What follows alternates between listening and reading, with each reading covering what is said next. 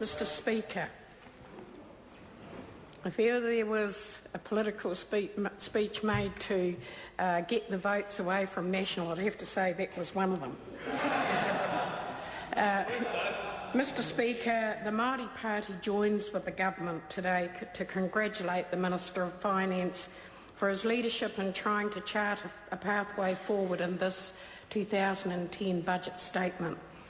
The challenge that we in the Māori Party face every day in this House is to lay the whāriki for the long term, to create the foundation for the generations to come. We have every reason to believe that with this budget and the emphasis accorded to whānau ora, that this is a government prepared to invest in that foundation. Whānau ora is evidence of a government prepared to back whānau, back families, prepared to let the people determine their own solutions.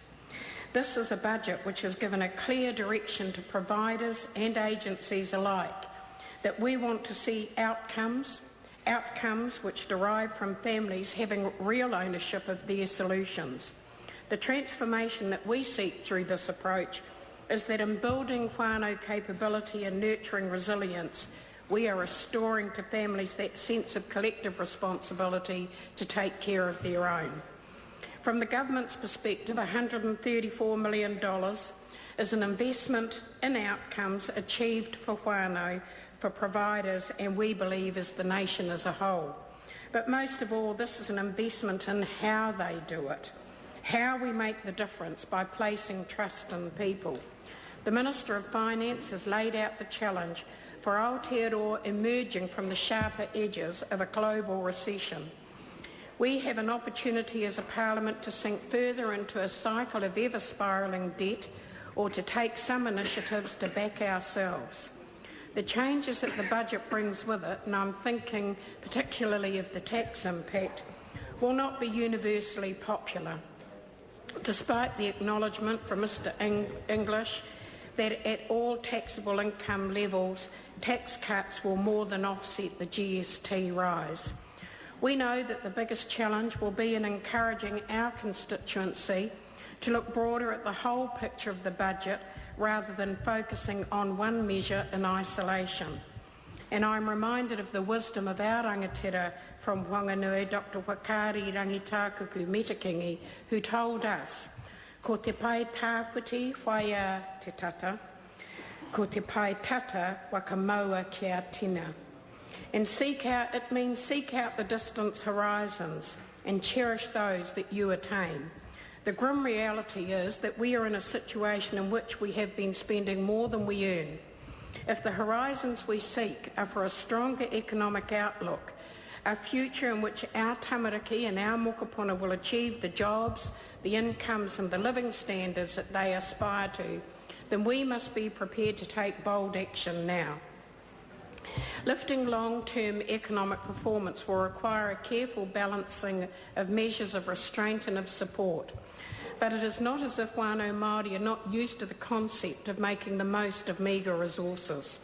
The mastery of Māori in managing massive crowds through tangi, whānau reunions or events such as the Koroneihana, Paukai, iwi festivals and the Ratana Church celebrations are legendary.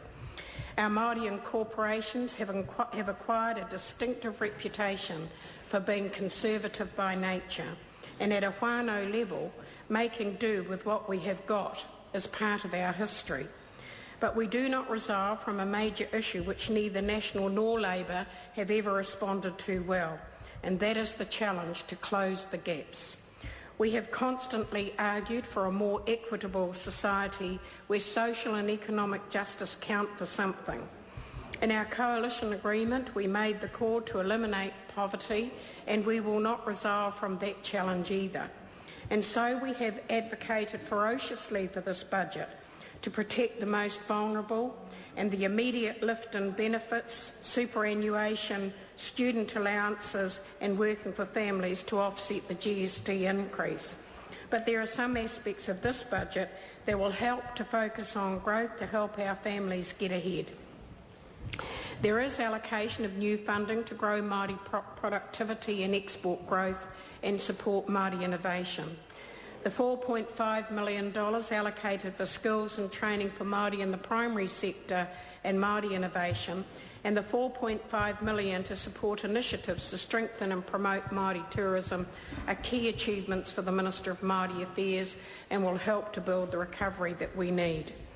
There is $20 million over 4 years for the Māori Innovations Fund and Boat Health, which will support Māori service providers with funding and resources that they need to build and implement innovative whānau ora services. The Housing Innovation Fund has been lifted with another boost of $20 million to extend the fund for another year, thereby growing the supply of affordable housing for whānau. The emphasis on the building blocks for families is also evident, with an additional $16 million for grants and loans to support social and affordable housing. And of course the additional $24 million to grow the Warm Up New Zealand Heat Smart Home Insulation program is immensely important to our families. The Māori Party is very proud that we were able to increase the number of low-income households that will benefit from this scheme by at least 8,500 families. That's about making a lifetime difference to every aspect of whānau wellbeing, including health, education and employment participation. In the disability sector, the lifetime difference has been supported through the $1.5 million invested in promoting accessible housing for disabled people through the Lifetime Design Standard. It will also be made through the $3 million that's been allocated towards improving attitudes towards disabled persons, and the $2.34 million invested in promoting, protecting and monitoring the rights of disabled persons. A key priority for me and this government is to ensure that the voice of disabled persons are heard, and this budget does that.